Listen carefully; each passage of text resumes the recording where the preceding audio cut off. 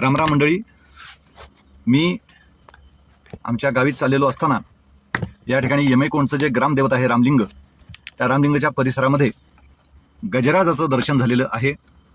मनात भीती पण आहे आणि गजराज रस्त्यातून बाजूला जातील अशी ही अपेक्षा आहे.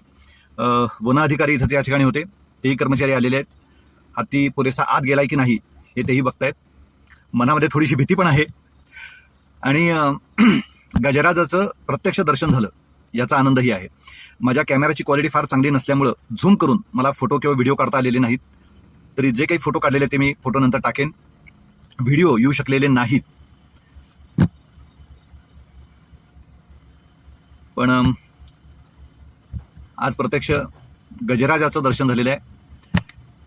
त्यामुळे कुठेही मनात कुठेतरी थोडासा आनंद पण आहे आणि भीती तर अर्थातच आहे. या ठिकाणाहून मी फोटो काढायचे प्रयत्न केले, परंतु अंतर खूपच लांब आहे. यमैकोंडचं जे रामलिंगाचं मंदिर आहे त्या मंदिराच्या दारामध्ये जे काही फलक लावलेले होते ते फलक गजराजाने उखडून बाजूला टाकलेले आहेत.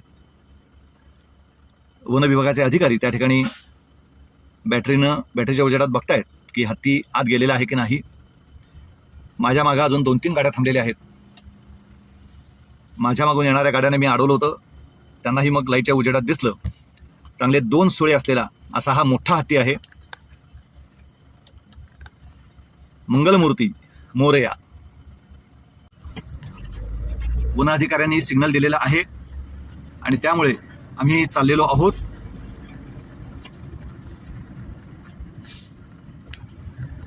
धन्यवाद साहेब, धन्यवाद.